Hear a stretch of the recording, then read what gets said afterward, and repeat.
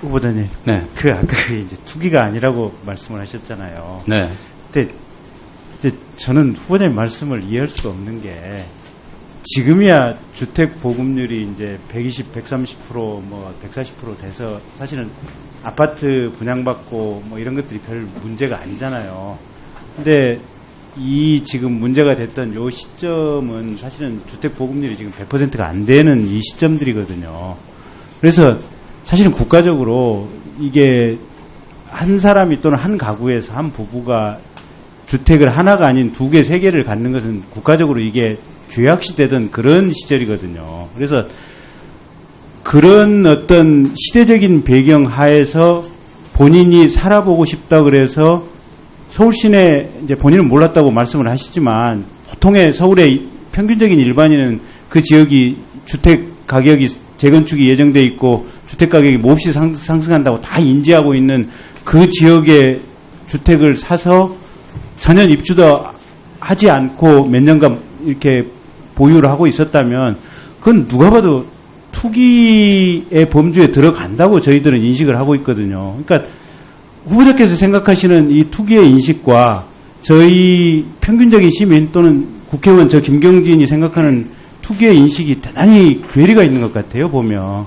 거기다가 아까 이제 그 사실관계에 있어서도 아까 이제 이은권 의원께서 말씀을 하시기는 했지만 뭐 사모님 가셔서 그림도 뭐 그리고 뭐 낮 시간에 활용을 했다라고 얘기를 하시지만 여기 표를 보면 가령 가스가 2009년 6월 빵 사용량 7월 빵, 8월 빵, 9월 빵, 10월 빵, 11월 빵, 12월 빵, 1월 빵, 2월 빵. 그 다음에 2010년 6월 빵, 2010년 7월 빵, 8월 빵, 9월 빵, 10월 빵. 그 다음에 2010년 12월 빵. 가스 사용량이 제로거든요. 그게 되게 하절기입니다. 아니, 하나만 더 얘기할게요. 전기. 2010년 5월 전기 사용량 빵. 2010년 2월 전기 사용량 빵, 2010년 1월 전기 사용량 빵, 2009년 12월 전기 사용량 빵, 2009년 11월 전기 사용량 빵이거든요. 이게 사모님이 가서 그림을 그리는데 아무리 대낮이지만 전기 한번 안 켜시고 수돗물 한번 안 튼다는 게 사실은 말이 안 되는 얘기거든요. 그래서 제가 볼 때는 후보자께서 첫째는 일단 팩트 자체에 대해서 기본적으로 본인에게 유리하게 말씀을 하시든지 좀 극단적으로 얘기를 하면 거짓말을 하고 있다라고 김경진 의원은 그렇게 판단을 하고 있습니다. 그다음에 두 번째는 투기에 대한 평가가 보통 사람의 생각하고 좀 많이 다르시다.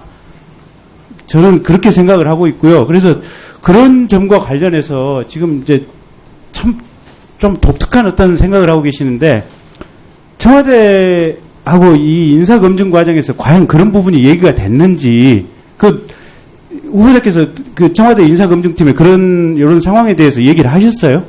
했습니다. 얘기하셨어요? 했습니다. 이제 파워포인트 다음 페이지. 아니 제일 궁금한 게 저는 저 부분이에요. 지난번에 이낙연 총리 문제됐을 때 그 청와대에서 저렇게 얘기를 했거든요.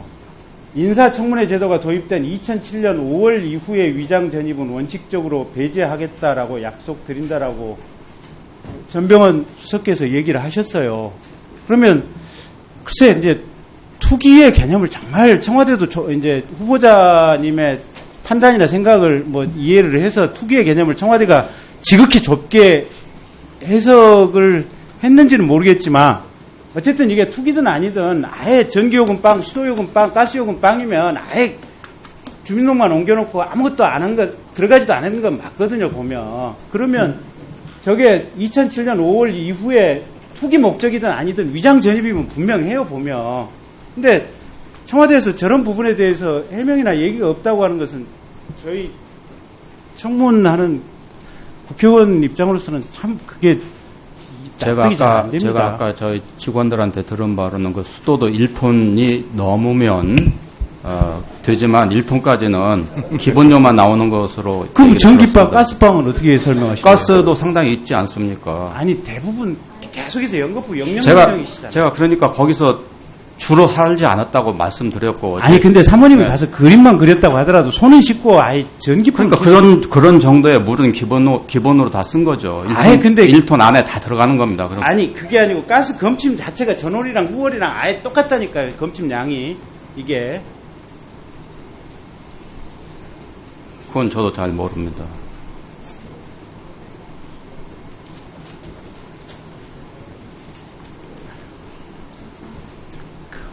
그리고 거듭 말씀드리지만 그것이 일반 서민들에게 정말 어떤 심려가 되고 마음의 상처가 됐다면 그건 제가 사과를 하겠습니다.